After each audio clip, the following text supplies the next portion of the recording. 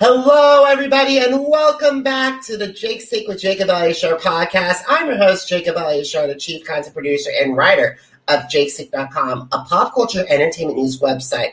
I'm very thrilled because we got our very first international guest of 2021. He is a classical pop and theater performer. He's a Spotify verified artist. He has over 3,000 Facebook fans and 17,000 Twitter followers. Please help me welcome Jordan Adams. Hi, Jacob. Thank you very much.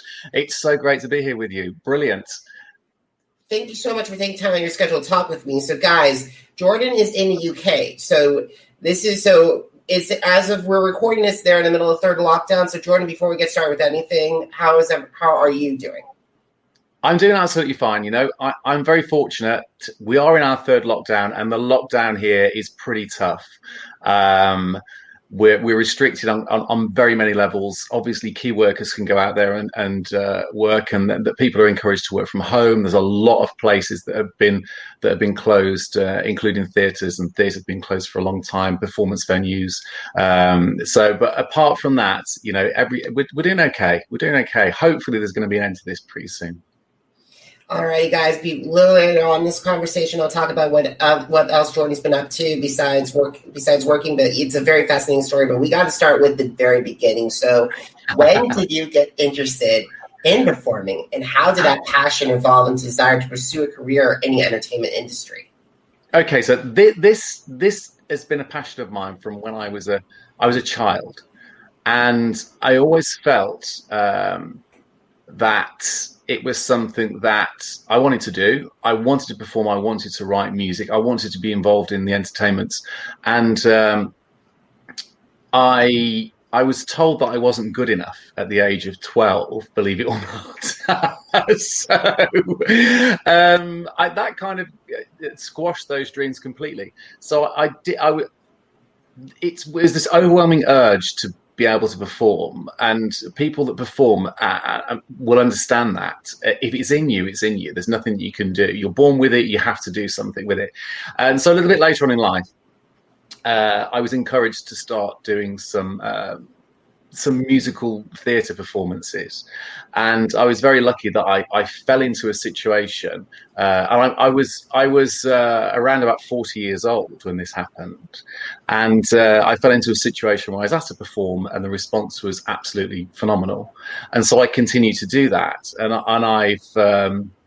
I've played many lead roles in the Lichfield Garrick Theatre, which is local to here, and I think it kind of progressed from there, because once I set foot on the stage and once I'd realised how much I enjoyed being part of that, being part of creating something that is going to bring joy to the audience, I suppose, then I just got the bug for it.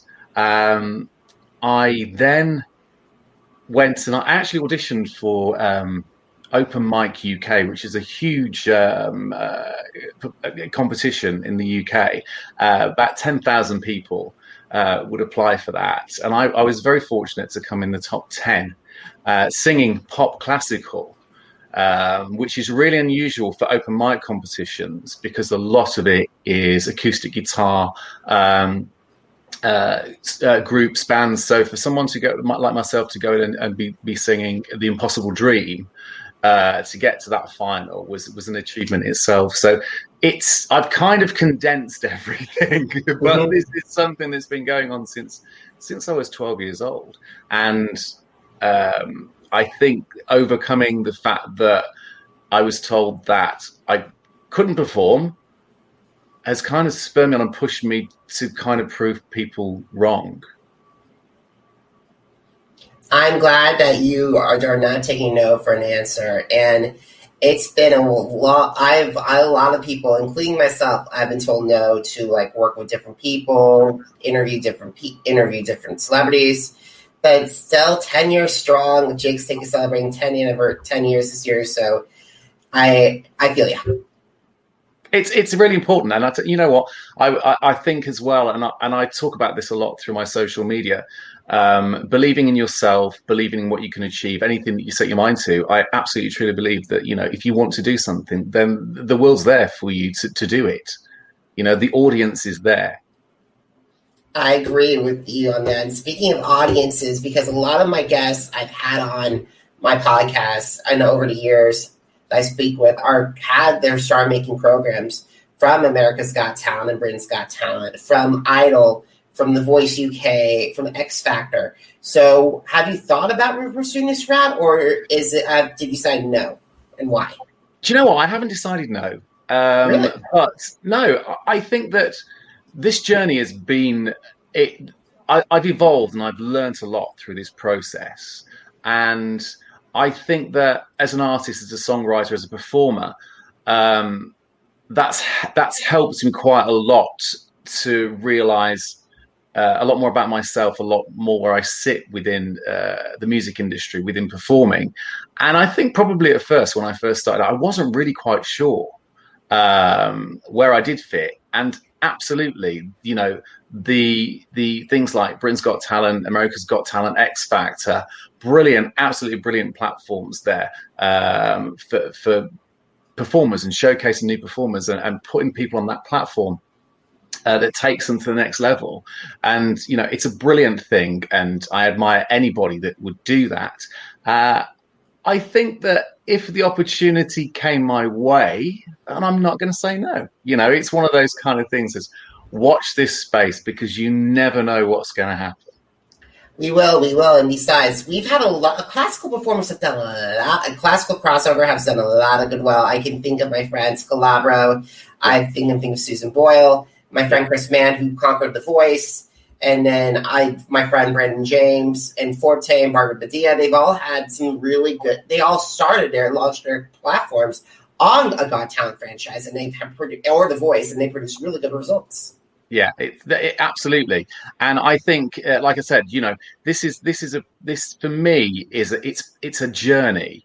And I've got a great fan base local to me, and I've been very fortunate to perform in some of the local theatres around here, my own shows. So I get a huge amount of satisfaction around doing that and putting on these shows for people. So I suppose to take it to that next level and go to an even bigger stage and go to a national stage, even more so an international stage, then absolutely. But you're right. There's some amazing talent that has come through those shows, particularly when it comes to the classical crossover, pop classical, because it's a genre that sits obviously right between the two, the pop and this classical. And sometimes I think that it's really underestimated as from a genre point of view, the kind of crossover music, fantastic kind of songs that you can get from that.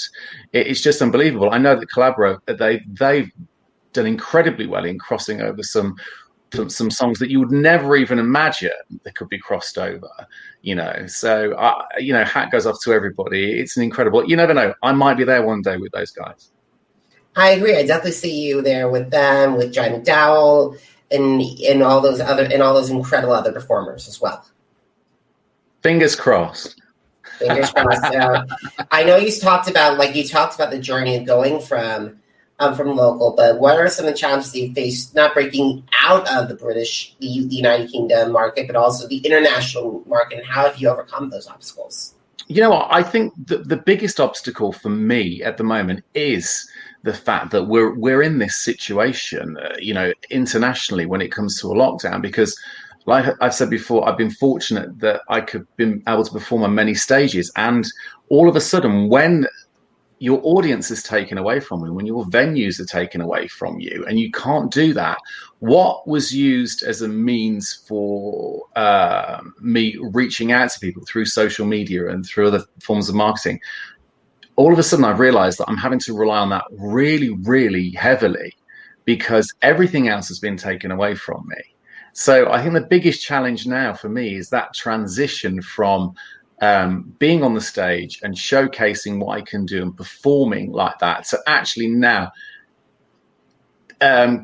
converting that over digitally through through social media, through YouTube, through Twitter, through all the digital media platforms, so that I can continue to show people what I'm doing And of course, then that again is meaning that I'm reaching people on an international basis, which is great, because it's an audience that is forever expanding. And the response that I've had from people from all around the world, it's been absolutely magnificent. And if it wasn't for those guys, then I wouldn't be still doing what I'm doing. And that's incredible. And I'm so glad to be able to find you. Well, I'm so glad you were able to find, because guys, I found Jordan's through a YouTube video, and I really love, it was actually This Is the Moment that I really found in, and also your song, How the Story Ends. But we'll talk about How the Story Ends later, because I want to bring up the fact that Jordan, before I talk with all my guests, we have a pre-show conversation, and Jordan was talking to me about about the last 72 hours of his life. And while a lot of performers are hard at work at other jobs, he's also a senior residential care worker. Yeah, that's absolutely right. And I'm again very, very fortunate that I've been able to support myself and support others while we're going through the troubled times that we're going through at the moment. When, from a performance point of view, when you can't do that anymore, where do you go? What do you do? How do you keep yourself sane? How do you keep yourself motivated? And what can you do? And so for me, it was about taking the passion that I got for bringing joy to people through a performance and taking it to children to help inspire children, mentor children, and I work with children that have come from very vulnerable backgrounds, so they need that support, particularly in these times. And so I had an opportunity to be able to get involved with that. And that kind of has really helped me out, because it's meant that I've transitioned while I can't perform, while I can't go on a stage, to be able to take my skills and teach them somewhere else. Learn to love yourself, believe in yourself, stay strong, and anything that you want to do, you can absolutely achieve. And that's what these children are learning. On behalf of the audience, thank you so much. You're more than welcome. You know what? It comes. I think I put. I tweeted out. I put something on social media about children being our future, and the response that I got from that was phenomenal. And I take a lot of pride in what I do, and I think it will be one of those experiences that I will never forget for the rest of my life. And I'm sure that the people that I've worked with will think exactly the same. Awesome. And while we're on the subject of kids and giving back, I want to talk to you about How This Story Ends, which is your recent single. Yes. And it also, can you describe the song to my audience? And then also you selected for your charity, the proceeds of that single will go to the National Society of Prevention and Cruelty of Children. That is a United Kingdom-based charity, everyone. Yeah, absolutely. Now, this came about because what I wanted to do was fuse my passion for music with being a senior residential care worker, and what can I do? So I thought, well, I want to create something that is going to be. If I explain how this story ends, is it's about a prince that meets his princess, and it's very much fairy tale kind of evoked, and Disney movies and all that kind of thing. Everything that. Because this was released just before Christmas, so everything actually around Christmas time that we kind of were missing really here in the UK, and it's a song that was written to kind of bring families together, I suppose. So it's a song that is universal, I suppose, in its style and the way that it's written, because everybody can relate to it with it having that fairy tale aspect. So I decided to release that to raise money for the NSPCC. And the reason that I did that was because the NSPCC plays a huge part of within the role that I play as a residential care worker, because we're always promoting the good work that the NSPCC does. And I've worked with many children, and sometimes children are with us for a short time, sometimes children are with us for a longer lengths of time, and it's important that they know what the NSPCC can do to support them moving forward. And guys, it's an incredible song. You guys have to check it out. Thank you. All righty, so I want to talk to you about, you're also on Spotify, and you're a Spotify verified artist. I think for every recording artist, that once you hear a verify on Spotify, there's like a level saying, okay, I can do this. Oh, absolutely. And, Spotify is something that, again, this is relatively... It's very exciting, I should say. It's relatively new and exciting at the same time, because, again, using Spotify as a form of reaching out to people and literally getting your music heard all over the world is amazing. And being verified is amazing. And having that platform now, there's so much more music that I've got to be able to put out there for people to hear. And I'm talking about, serious classical crossover music, as well as original music, covers. And of course, I'll be continue to write more new songs that will be going out there on this huge musical digital platform that we can just literally at the click of a button have access to, which is just amazing. That's incredible. And also, I want to talk to you about your most streamed song on there right now. As of recording, it is Hold On. So could you share the story of the song to my audience? Okay, Hold On. Hold On is I love Hold On. For me, this is a song that has a universal meaning that actually anybody that listens to it is going, oh, that's my life. I can relate to that. It's really comforting for me. It's helping me get through some troubled times. And Hold On was written because, again, it was all about believing in yourself, holding on to your dreams. And if you do that and stay focused, then you can achieve anything. And it was very much written around my life, really, because, when I was told that I couldn't achieve something, what I ultimately wanted to do was go out and achieve it. And that's where the song Hold On came from. Awesome. I'm glad. Awesome, guys. Make sure you stream that song. So we got to start winding down this interview. So who are your favorite dream collaborators, singers, songwriters, and producers that you'd like to work with in the future? And how would they enhance your sound, Jordan? I would love, absolutely, to work with Josh Groban above and beyond anything else. I think he's a fantastic songwriter. I think he just encompasses everything that I aspire to be here in the UK. That's what he is. That, for me, is the way that the style of music, the way that he crosses over that it crosses over songs that are out there and creates new material. It's just amazing. He's done his version of Angels is incredible. His version of Impossible Dream is incredible. I totally agree. I think I would love. Did Robbie Williams react to any of Angels when he heard that? Oh, I don't know, actually. I don't know. I'm just literally, I play on repeat all the time, that particular song, but I would imagine there's something out there where he has reacted to it. I would love to see Josh and Robbie actually sing it together. Yeah, that would be amazing. That would be absolutely amazing. However, I'd like him to sing with me first. Okay. We'll do that, Jordan. We'll do that.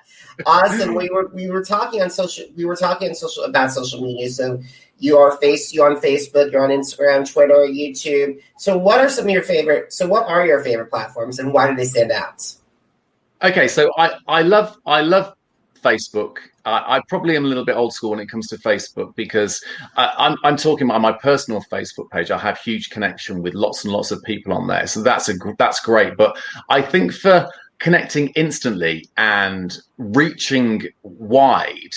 Twitter for me is the platform that I use hands down, because it's so easy. You know, I can put videos up there. I can put how I'm feeling up there. I think people get a little bit more understanding of who you are when you use a platform like Twitter, because Instagram is all about putting a picture up and putting a picture up and putting a picture up.